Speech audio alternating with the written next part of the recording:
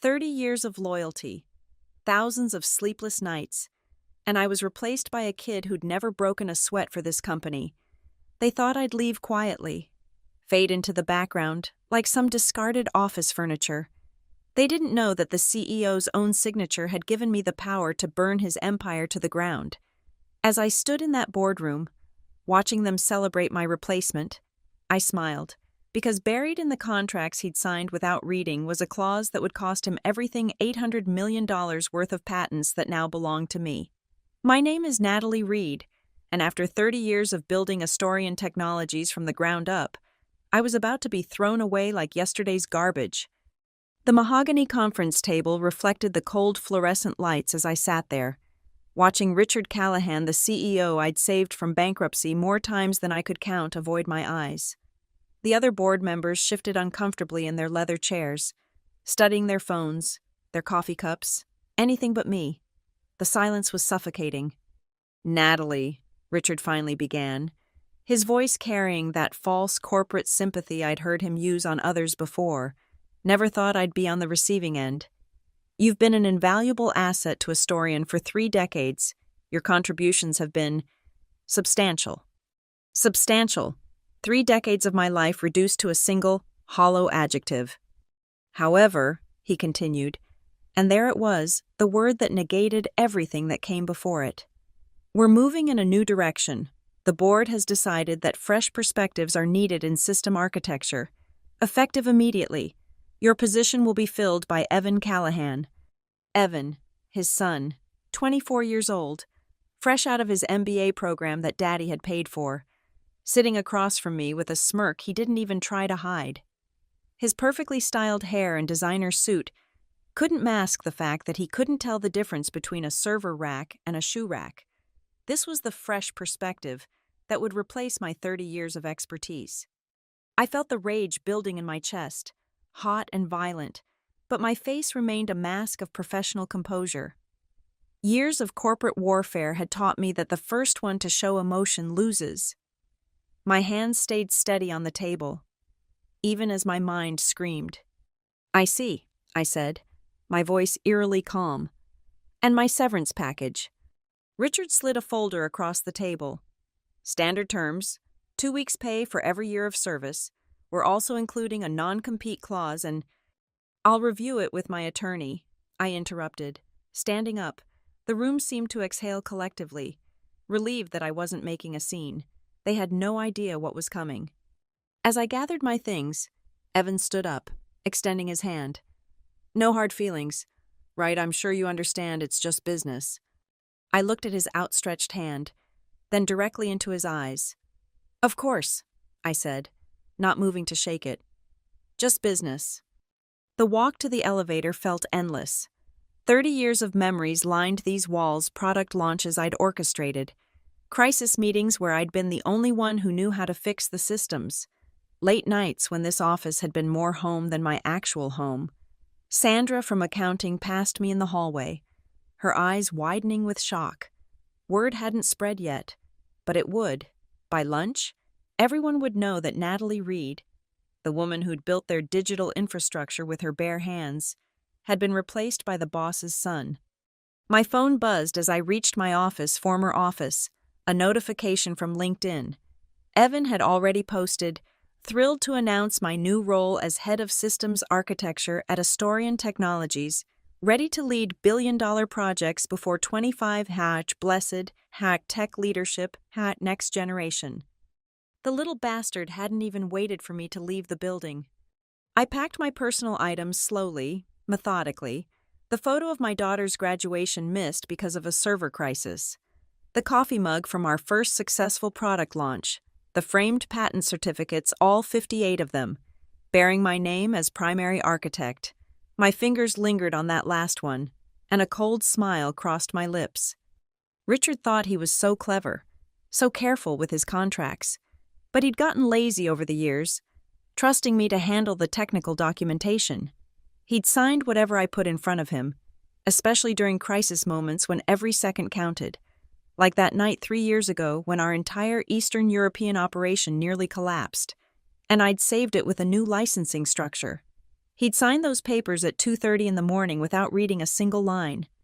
If he had, he might have noticed the clause I'd inserted, a simple provision that seemed like standard intellectual property protection.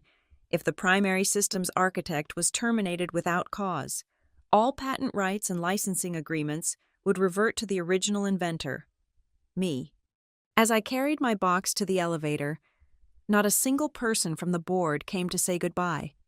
Not one thank you for the decades of service, the missed birthdays, the destroyed marriage, the health problems from stress, nothing. But that was fine. They'd remember me soon enough. Every single one of them would know my name when their empire came crashing down around them. Evan wanted to play executive. He was about to learn that some games have consequences that Daddy's money couldn't fix. The elevator doors closed on my 30-year career at Astorian Technologies. When they opened again in the lobby, I was no longer their employee. I was their worst nightmare. That night, I sat in my apartment overlooking the Manhattan skyline, a glass of wine untouched on the coffee table. The city lights blurred through tears I finally allowed myself to shed. Not tears of sadness, tears of pure, crystallized rage. 30 years. I traced the number on the foggy window.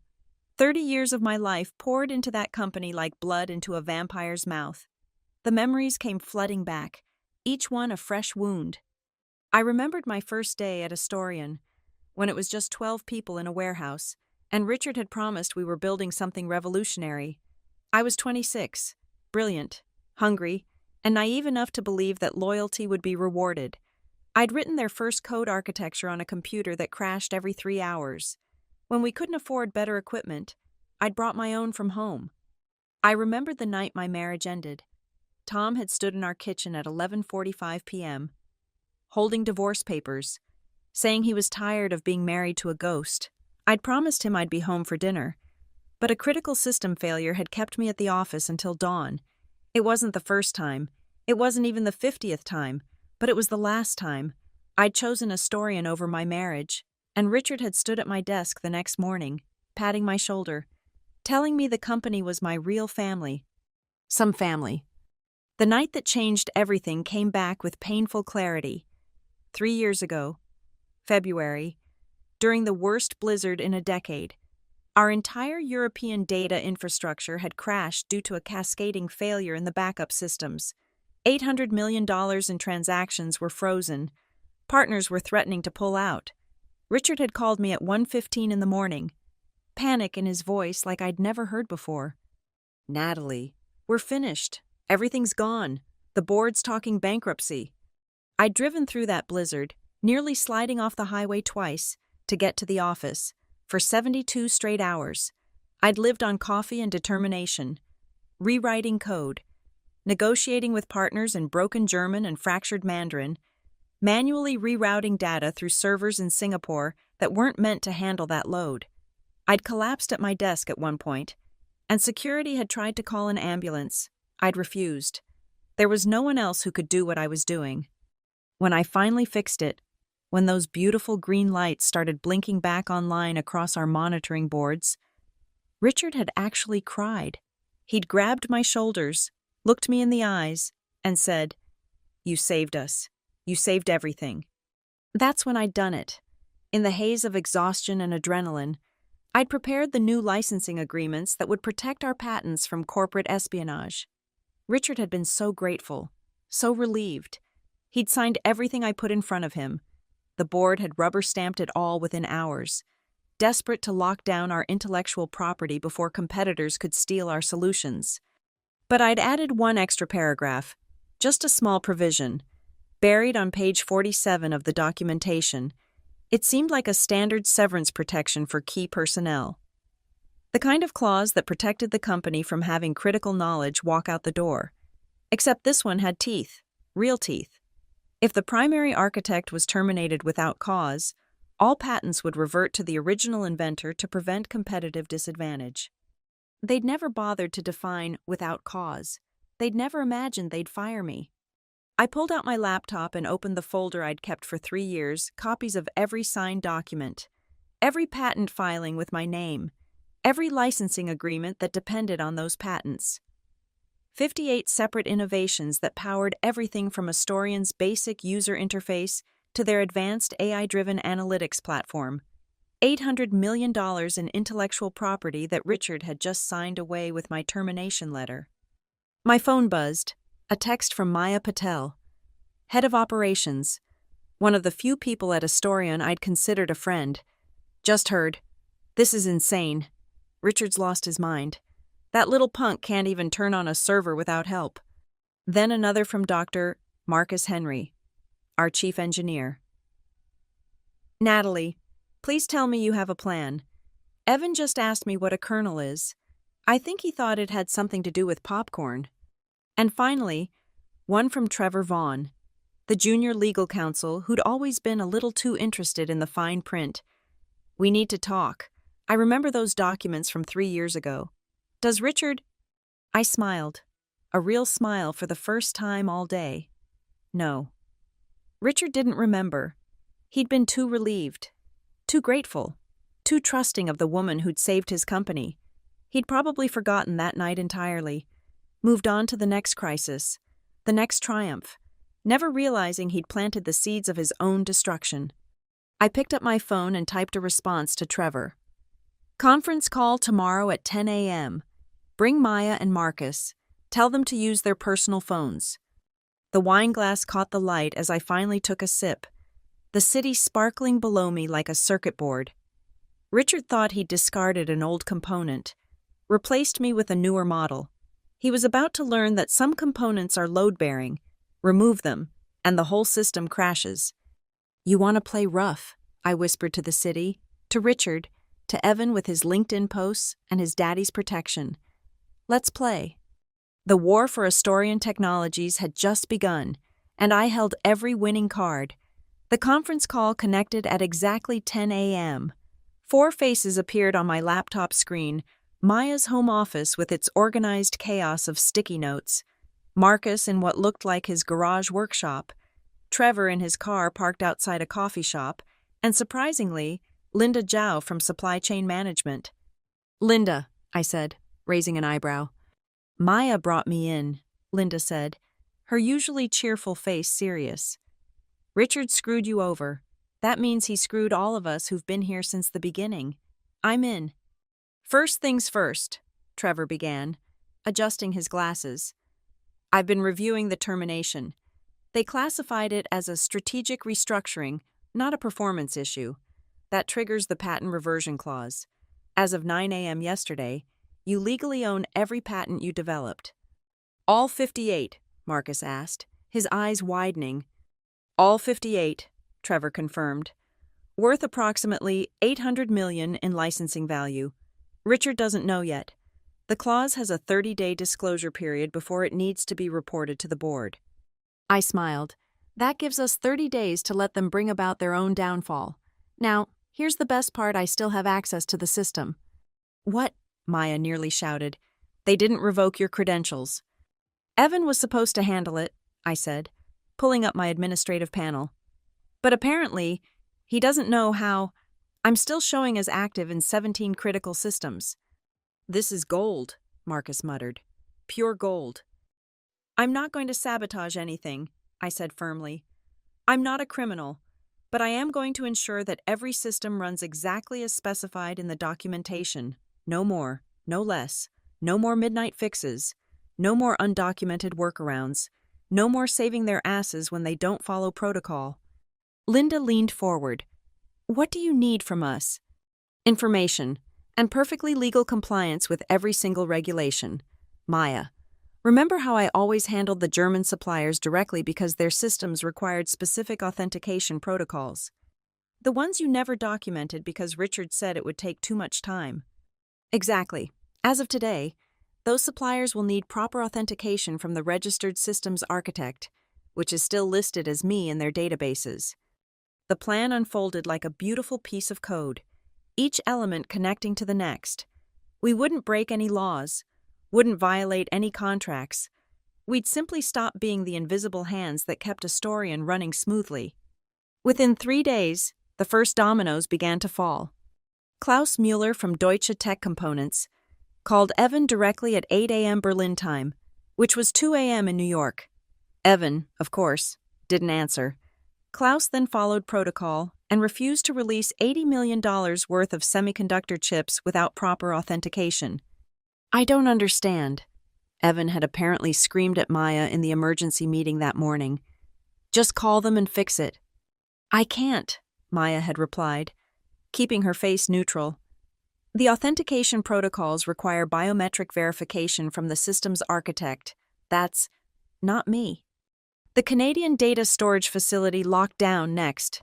Without my weekly security verification, something I'd always done quietly every Sunday morning, their automated systems switched to restricted access. Suddenly, Astorian couldn't retrieve critical client data. Why didn't anyone tell me about this? Evan had demanded. Marcus had shrugged.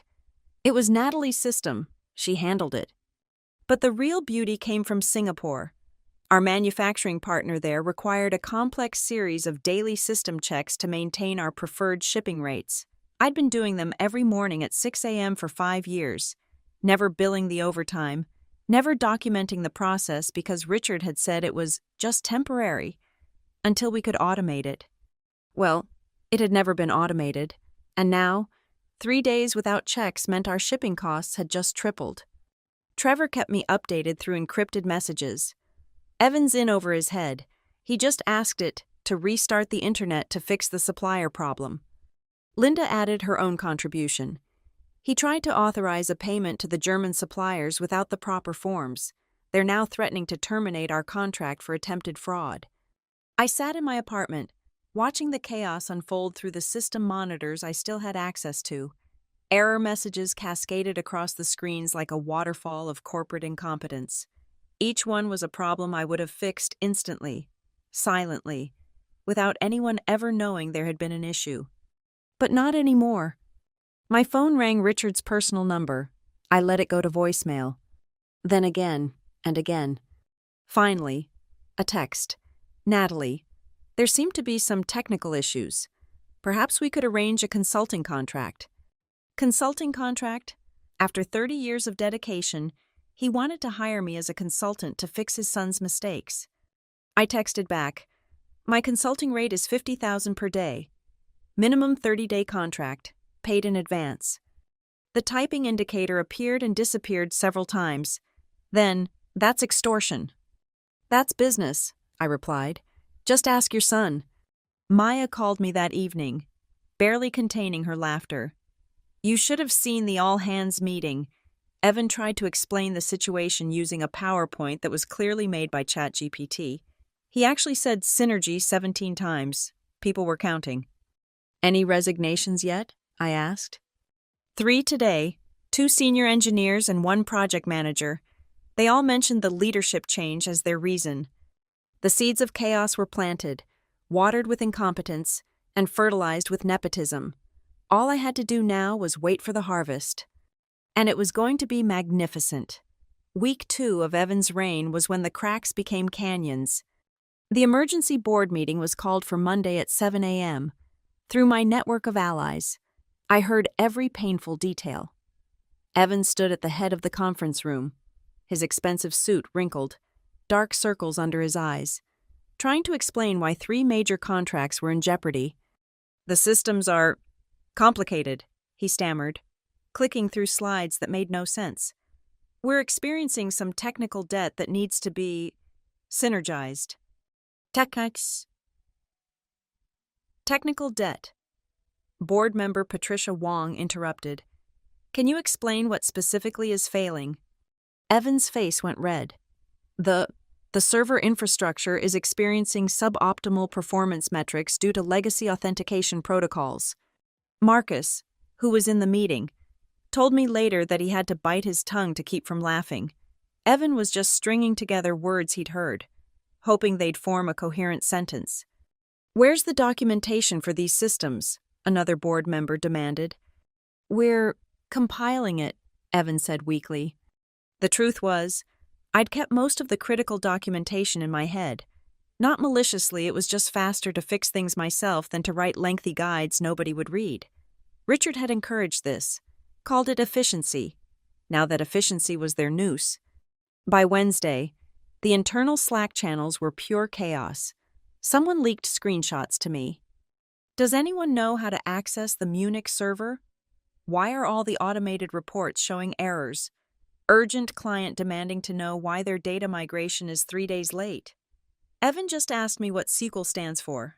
I'm not joking. The resignation letters piled up.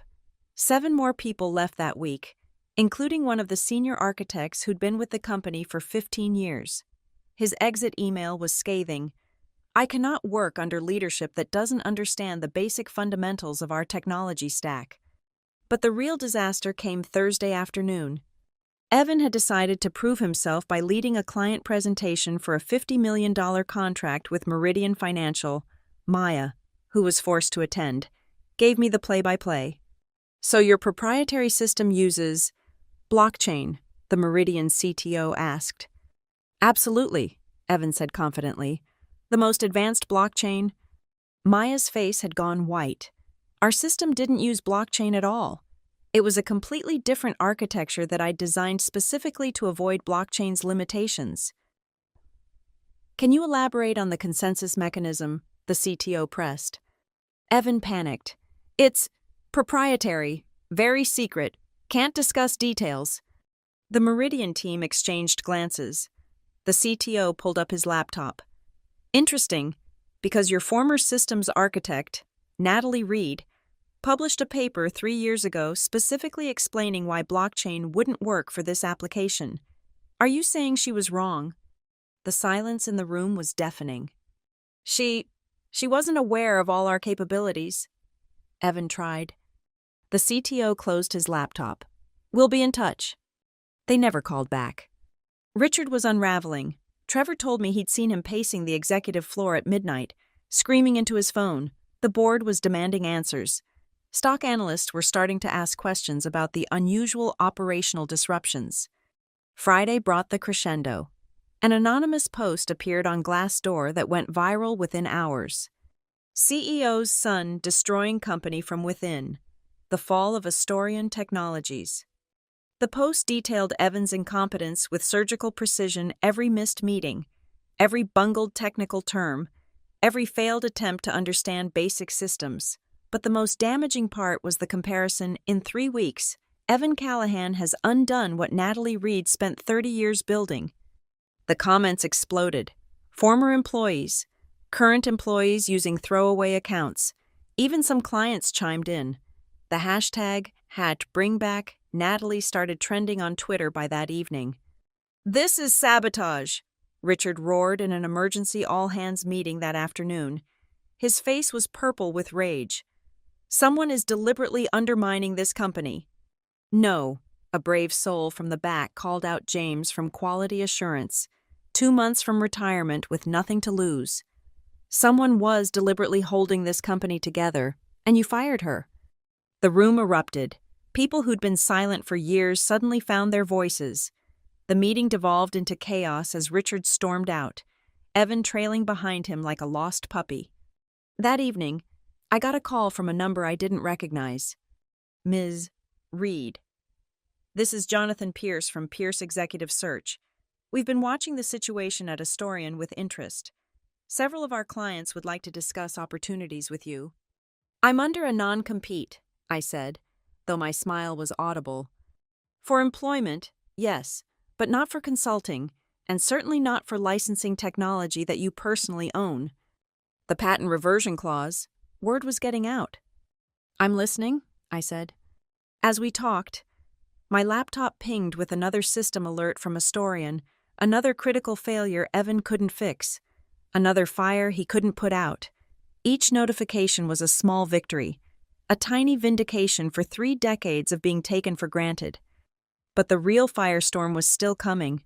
In 10 days, the 30-day disclosure period would end, and Richard would learn exactly what he'd signed away in his eagerness to give his son my job. The empire wasn't just cracking anymore, it was crumbling, and Evan was standing in the rubble, holding a keyboard he didn't know how to use, wearing a title he couldn't comprehend, drowning in a responsibility he'd never earned. And I hadn't even played my ace yet. The leak happened at 11:37 p.m. on a Sunday night. Trevor called me immediately, his voice shaking with excitement.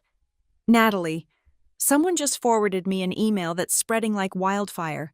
It's the full patent reversion documentation. Every signature, every clause, everything." "Who leaked it?" I asked, though I had my suspicions. "No idea. But it came from an encrypted source. It's already on Reddit, Hacker News, and someone just posted it on LinkedIn tagging every major tech journalist." I pulled up my laptop and watched the internet explode in real time. The first headline appeared on TechCrunch within an hour.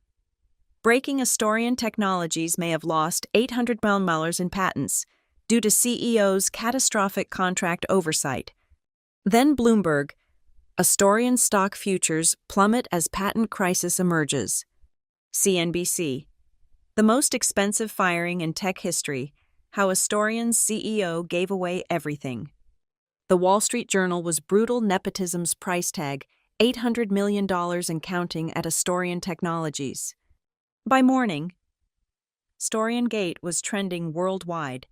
Tech Twitter was having a field day. Someone had created a meme of Richard's face on the Titanic with the caption, "I'm sure my son can steer the ship."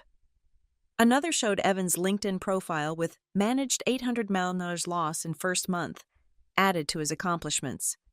Richard called an emergency press conference at 2 p.m. I watched it live from my apartment, Maya texting me her commentary from inside the building. Richard stood at the podium, trying to project confidence, but his hands were shaking. "The reports about our patent situation have been greatly exaggerated. Astorian remains in full control of all its intellectual property." A reporter immediately challenged him. "Mr. Callahan, we've seen the signed documents. Can you explain how you maintain control when the contracts clearly state the patents revert to Natalie Reed?" That's a misinterpretation of the language," Richard stammered. "It seems pretty clear," another reporter pressed. "It literally says all patents will revert to the original inventor if the primary systems architect is terminated without cause. Did you read this before signing?" Richard's face went red. "I don't discuss the specifics of internal contracts." "Is it true your son has no technical qualifications for the position?" someone shouted from the back. "Evan is highly qualified." "His LinkedIn says he majored in marketing," the reporter interrupted. "How does that qualify him to manage complex technical systems?" The press conference devolved into chaos. Richard stormed off after just 12 minutes, leaving his PR team to clean up the mess.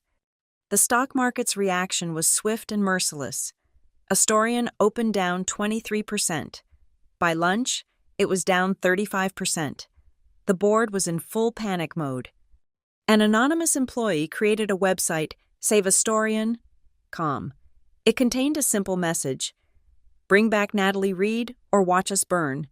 Within 6 hours, it had 40,000 signatures from employees, clients, and shareholders. My phone hadn't stopped ringing. Journalists, headhunters, competitors, everyone wanted to talk to me. I ignored them all except one. "Ms. Reed, this is Amanda Morrison from the Financial Times. I'd like to do an exclusive interview about your time at Astorian and the patent situation." "I'm listening," I said. "We've verified the documents. You own those patents free and clear as of your termination date. What are your plans?" I chose my words carefully. "I spent 30 years building something I believed in. I'm exploring options to ensure that innovation continues, whether at Astorian or elsewhere. Are you willing to negotiate with Astorian? They haven't reached out with any serious offer. Would you return if asked? Not under current leadership." The quote was online within minutes. Natalie Reed, not under current leadership. The 4 words that could topple a CEO. The internal chaos at Astorian reached new heights. Maya sent me screenshots of the company Slack. "Urgent. 3 more clients threatening to pull contracts. German supplier officially terminated partnership. Board meeting scheduled for tomorrow at 6 a.m. Did Evan really just send an all-staff email in Comic Sans? Update: Evan's email crashed the mail server. It can't fix it because Natalie designed the system. Then came the video that broke the internet. Someone had recorded Evan at a bar Friday night, drunk and ranting to his friends. "It doesn't matter," he slurred. "Daddy will fix everything. He always does. That old bitch thought she was irreplaceable. Now she's nothing, nobody, and I'm running the show." The video had 3 million views in 4 hours. Old bitch got your cat. Company started trending, with people posting pictures of successful women in tech who'd been pushed out by incompetent men. Richard tried damage control with an internal memo that was immediately leaked. "We are exploring all options to resolve the current situation.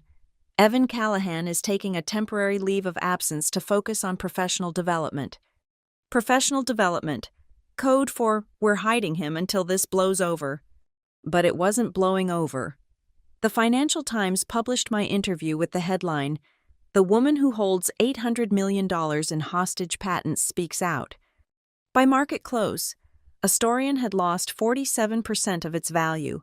That was $400 million in market cap, gone in a single day. Trevor texted me that evening, "Legal department is in chaos. Richard just fired 3 lawyers for failing to protect the company. The remaining team is refusing to work without liability insurance." Linda added, "Suppliers are demanding payment up front now. Our credit rating just got downgraded." Marcus sent a single word, "beautiful." As I sat in my apartment that night, watching the city lights, I felt something I hadn't experienced in years: power. Real power. Not the kind that came from a title or an office, but the kind that came from being genuinely irreplaceable. My phone buzzed with a text from an unknown number. I opened it and laughed out loud. It was from Richard, please. Just one word. The mighty CEO reduced to begging. I didn't respond. The market would open again in 12 hours. And Astorian's death spiral was just beginning. The emergency board meeting was scheduled for 6 a.m. sharp on Tuesday. I wasn't there, of course, but Trevor was, and he had his phone recording in his pocket. The boardroom was a battlefield. Patricia Wong, the lead independent director, slammed a stack of papers on the table before Richard could even speak. $800 million. Richard, $800 million in patents that you signed away because you didn't read a contract. A contract you signed while replacing the person who saved this company multiple times. Patricia, I'm not finished. She cut him off, her voice like ice. We've had 17 emergency calls from shareholders. CalPERS is threatening to sue. The SEC is opening an investigation. And your son, your completely unqualified son, has become a laughingstock that's taken our reputation down with him. Board member David Steele pulled up his tablet. I've been reviewing the original contract. Page 47, Section 8, Subsection C. It's airtight. Our legal team has confirmed Natalie Reed owns every patent she developed. We can't use our own technology without her permission. We can challenge it in court, Richard said desperately. With what grounds? Patricia laughed bitterly. You signed it. You authorized it. Hell, you probably thanked her for it while you were signing away our entire technological foundation. Trevor later told me that the general counsel, Harrison Blake, stood up at this point. I need to inform the board of something. I've been reviewing all contracts from the past 5 years. This isn't the only provision like this. Ms. Reed embedded similar protections in 12 other agreements. If we challenge one, we risk triggering all of them. The room went silent. She knew, board member Jennifer Liu said quietly. She knew this day would come. She protected herself because she knew Richard would eventually betray her. That's ridiculous, Richard started. Is it? Jennifer pulled up her phone. Your son's drunk video has been viewed 8 million times. That old bitch thought she was irreplaceable. Well, guess what? She was. She is. David Steele leaned forward. I motion for a vote of no confidence in Richard Callahan as CEO. You can't do this, Richard shouted. Standing up so fast his chair fell backward. I built this company. No, Patricia said quietly. You built a shell. Natalie Reed built the engine that made it run. And you just threw her away for nepotism. The vote was scheduled for Thursday, giving Richard 48 hours to find a solution. He tried everything. First, he sent his lawyers to my apartment with an offer $10 million for the patents. I didn't even let them pass the lobby. Then came the emotional manipulation. He sent my former assistant, Sweet Barbara, who was 6 months from retirement, to plead with me. Mr. Callahan says the company will go under without those patents. People will lose their jobs. People are already losing their jobs, I told her gently, because Richard chose his son over 300 employees who depend on competent leadership. Wednesday brought the desperate measures. Richard went on CNBC, trying to control the narrative. This is a misunderstanding that's been blown out of proportion, he told the anchor. Natalie Reed was a valued employee, but no single person is worth $800 million. The anchor pulled up a chart. But according to your own SEC filings, the patents in question are the core of your technology stack. Industry analysts say without them, Astorion is essentially worthless. That's an exaggeration. Is it your stock is down 62% in 3 days? You've lost 7 major clients. Your credit has been downgraded to junk status. How is that an exaggeration? Richard's face went red. Natalie Reed is holding this company hostage. It's corporate terrorism. The anchor raised an eyebrow. She's exercising a contract you signed. Did you read it before signing? Of course I read it. Then you knew this could happen. Richard stammered, unable to answer. The interview went viral immediately, spawning a new meme, Richard's confused face with the caption, "I've made a huge mistake." That evening, the most devastating blow came from an unexpected source. Evan Callahan himself posted on LinkedIn, "I want to apologize to everyone at Astorion Technologies. My appointment was a mistake. I wasn't qualified, and I let my ego blind me to that fact. Natalie Reed deserved better. The company deserved better. I'm stepping down effective immediately." Maya texted me, "Holy shit, did you see this?" It was damage control, obviously written by PR, but it was too late. The deed was done. At 9 p.m., Harrison Blake called me personally. "Natalie, I'm going to be straight with you. The board is voting Richard out tomorrow. We need those patents back. Name your price." "It's not about money," I said. "Then what?" "I want Richard's resignation letter to specifically state that I was terminated without cause to make way for his unqualified son. I want a public apology, and I want the truth about my contributions to Astorion to be made public." "That would destroy him." "He destroyed himself the moment he chose nepotism over merit." There was a long pause. "I'll take it to the board." At 11:55 p.m., I received an encrypted email from an anonymous sender. It was a single document, the draft of Richard's resignation letter. It contained everything I'd asked for and more, an admission of wrongdoing, an acknowledgement of my 30 years of dedication, a confession that nepotism had clouded his judgment. At the bottom was a handwritten note, scanned in "You win, R." I sat back in my chair, staring at those 2 words, 30 years of my life, and it came down to this. But I didn't feel victorious. I felt empty. Then my phone buzzed, a text from Maya. "Emergency board meeting moved to tomorrow at 7 a.m. They want to discuss the future of Astorion. You should know your name is on the agenda." The final act was about to begin. Thursday morning, 7 a.m., the death of an empire. I wasn't in the boardroom, but I might as well have been. Trevor had his phone hidden, live streaming everything to me. The board members filed in like pallbearers at a funeral. Richard's chair remained empty. Patricia Wong called the meeting to order. "Richard Callahan has submitted his resignation, effective immediately. The vote is a formality at this point." The vote was unanimous. Even Richard's oldest allies voted him out. "Now," Patricia continued, "we need to discuss Astorion's survival. Without those patents, we're a shell company. Our technology is worthless. Our contracts are void, and we're facing bankruptcy within 30 days. Harrison Blake cleared his throat. "I've been in communication with Ms. Reed. She's willing to discuss terms, but her conditions are severe." "How severe?" David Steele asked. "She wants Richard's resignation to be made public with full disclosure of why she was terminated. She wants a public apology from the board, and she wants the truth about her contributions to be documented in our SEC filings." That would trigger shareholder lawsuits, Jennifer Liu pointed out. We're facing those anyway, Harrison replied. At least this way, we might survive them. The room fell silent. Then Patricia spoke. What if we offered her the CEO position? The suggestion hung in the air like a bomb about to explode. She'd never accept, someone said. Not after what we did. We have to try, Patricia insisted. She's the only person who understands our systems. She built them. They voted to make the offer. I declined it within an hour.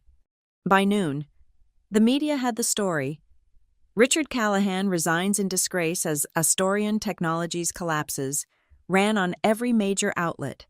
The resignation letter, somehow leaked to the press, was brutal in its honesty. Richard admitted to terminating me without cause, to promoting his unqualified son, to ignoring 30 years of dedication for nepotism. The stock market's reaction was swift. Astorian dropped another 20% at opening. Trading was halted twice, by market close. The company had lost 78% of its value from the day I was fired. But the real carnage was internal. Maya sent me updates throughout the day. Mass exodus, 43 resignations submitted this morning. Clients officially pulling out. Microsoft just terminated their contract. Building security is escorting Richard out right now. He's crying. The image of Richard being escorted out went viral within minutes. Someone had filmed it from the lobby, the mighty CEO, reduced to carrying a cardboard box of his belongings. Tears streaming down his face as security guards flanked him. The internet was merciless. By 3 p.m., the parking lot was full of news vans. Employees were being interviewed as they left the building, many carrying their own boxes. Natalie Reed built this place, one engineer told CNN. Richard Callahan just took credit for it.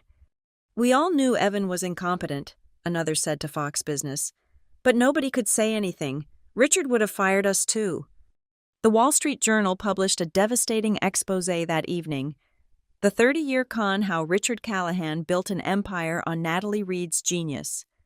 The article detailed every innovation I'd created, every crisis I'd solved, every sleepless night I'd spent building Astorian while Richard played golf with investors. Former employees came forward with stories of Richard taking credit for my work, of him dismissing my ideas in meetings only to present them as his own later. Dr. Marcus Henry was quoted. Natalie wrote 90% of our core architecture. Richard couldn't code Hello World if his life depended on it. Friday morning brought the final blow, the bankruptcy filing. Astorian Technologies, once valued at over $1 billion, filed for Chapter 11. Bankruptcy protection at 9 a.m. The filing revealed the full scope of the disaster: $800 million in lost patent value, $300 million in terminated contracts, $200 million in shareholder lawsuits already filed. The petition specifically stated, the loss of critical intellectual property due to executive mismanagement has made continuation of operations impossible. My phone hadn't stopped ringing. Competitors wanting to hire me, investors wanting to fund my next venture, journalists wanting my story. I ignored them all. Instead, I sat in my apartment, watching the news coverage. Every channel had the same story: the most expensive nepotism hire in corporate history. Evan Callahan had deleted all his social media accounts. Someone found him at a Starbucks, and he ran from the cameras. The video of him running, stumbling over his own feet, his face red with shame, became another viral moment. Richard had disappeared entirely. Rumors said he'd left the country. His wife had filed for divorce, citing irreparable damage to the family's reputation and finances. The last email I received that day was from Patricia Wong. Miss Reed, the board of directors wishes to formally apologize for the treatment you received. Your 30 years of service deserved better than what Richard Callahan gave you. We failed in our oversight, and we failed you. Astorian Technologies is finished. The bankruptcy court will liquidate our assets within the month. 300 people will lose their jobs because of one man's ego and our complicity in enabling it. You were right to protect yourself. You were right to fight back. and you were right to let us fall. The patents are yours. Whatever you build next, I hope you build it on a foundation of the respect and recognition you always deserved. With deepest regrets, Patricia Wong, former chairwoman, Astorian Technologies. I read it twice, then deleted it. Outside my window, Manhattan glittered in the night, unaware and uncaring that a billion-dollar company had just collapsed into dust. Somewhere out there, Richard Callahan was learning what it felt like to lose everything. Somewhere, Evan was discovering that Daddy couldn't fix this one. And somewhere, 300 employees were updating their resumes, victims of a war between pride and competence, where pride had fired the first shot and competence had dropped the nuclear bomb in response. The empire hadn't just fallen, it had been obliterated, leaving nothing but ashes and a cautionary tale about the price of betrayal. 6 weeks after Astorian Technologies died, I stood on the balcony of my Manhattan apartment, watching the sun set over the city. The wine in my hand was a Chateau Margaux 2010, a $3,000 bottle I'd bought with the first payment from licensing my patents to Astorian's former competitors. The irony wasn't lost on me. The same patents Richard had thrown away were now generating more revenue than my salary ever had. Microsoft had paid $40 million for exclusive rights to 3 of them. Google wanted 5 others. A bidding war had erupted over the AI analytics platform I developed during those sleepless nights. My phone buzzed. Another message I wouldn't answer.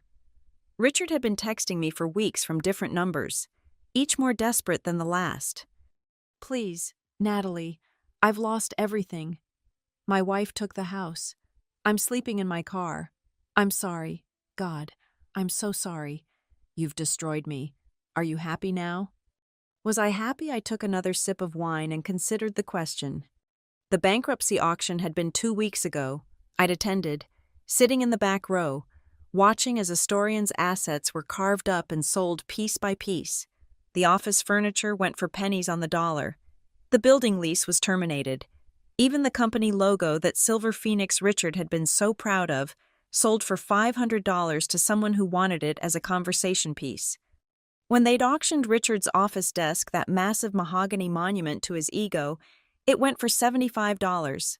I'd almost bought it myself, just for the symbolism, but decided I didn't need any more reminders of the past. Evan Callahan had found work at a used car dealership in New Jersey. Someone had sent me a photo of him in a cheap suit, standing next to a banner that read, "No credit, no problem." The golden boy who'd bragged about running billion-dollar projects before 25 was now trying to sell Honda Civics to people with bad credit scores. The internet had been cruel but accurate. From CEO to see ya later. The 300 employees who'd lost their jobs had mostly landed on their feet. I'd made sure of that, using my connections. I'd helped place most of them at other companies. Maya was now CTO at a startup that had just secured Series B funding. Marcus had joined Tesla's engineering team. Trevor had started his own legal consulting firm. Specializing in intellectual property protection, he called it the Natalie Reed Clause in private. Even sweet Barbara had found a better position, with a company that actually valued her experience. She'd sent me flowers with a note. "Thank you for showing them that experience matters more than nepotism." But Richard had nothing. The divorce had taken his assets. The lawsuits had taken his savings. The shame had taken his reputation. Last I'd heard, he was trying to start a consulting company. But no one would hire the man who'd become the face of corporate incompetence. His name was Toxic, a cautionary tale told in business schools about the dangers of nepotism and the importance of reading contracts. My laptop chimed with an email from my lawyer. Another company wanted to license my patents, another few million to add to the war chest. I'd already made more in 6 weeks than I'd made in 30 years at Astorian. But the money wasn't the victory. The victory was in the truth finally being told. The New York Times had run a profile on me titled, "The Woman Who Was Worth $800 Million. They'd detailed everything: the nights I'd slept under my desk, the holidays I'd missed, the marriage I'd sacrificed, the innovations I'd created while Richard took credit. They'd interviewed dozens of former colleagues who all said the same thing: Natalie Reed was Astorian Technologies. The phone rang. This time, it was a number I recognized. Patricia Wong. Hello, Patricia? Natalie, I wanted you to know Richard's reached out to me. He's desperate. He's asking if there's any way you'd consider selling the patents back to him so he can start over. I laughed, a genuine laugh that came from deep in my chest. He has nothing to buy them with. He knows. He's offering you a partnership, 50-50. He handles the business side. You handle the technology. Patricia, I said, looking out at the city lights beginning to twinkle in the darkness. Richard had 30 years to make me a partner. He chose to make me a servant instead. That offer expired the moment he chose his son over me. I understand. I just thought you should know. Patricia, how does it feel? Being on the board that let this happen. There was a long pause. Like I failed at the one job that mattered, protecting the company from its own leadership. We all saw what you were worth. We just never had the courage to say it until it was too late. After she hung up, I stood there for a long time, watching the city pulse with life below. Somewhere out there, new companies were being built, new innovations were being developed, new mistakes were being made, and somewhere, Richard Callahan was learning what it felt like to be nothing, to be nobody, to be discarded. My phone buzzed one last time, a text from an unknown number. I almost didn't read it, assuming it was Richard again, but I opened it. Ms. Reed, you don't know me, but I'm a 28-year-old woman in tech who's been following your story. Thank you for showing us that we don't have to accept being undervalued. Thank you for fighting back. You've inspired thousands of us to know our worth and demand it. You're our hero. I smiled, a real smile this time. Maybe that was the true victory, not the money, not the revenge, not watching Richard fall. It was showing every undervalued, overworked, taken for granted employee that they had power, that contracts could protect them, that their knowledge had worth, that loyalty should be a two-way street. I raised my glass to the city, to the future, to the patent documents sitting in my safe that had changed everything. Here's to knowing your worth, I said to no one and everyone, and to the men who learned too late that they should have valued it. The wine tasted like victory, and for the first time in 30 years, I felt truly, completely free. Thank you for listening to my story of corporate revenge and justice served cold. I'd love to know where you're listening from. Drop a comment below, and let's connect. If this story resonated with you, please subscribe to the channel and share your thoughts. Have you ever experienced workplace betrayal? How did you handle it? Let's discuss in the comments.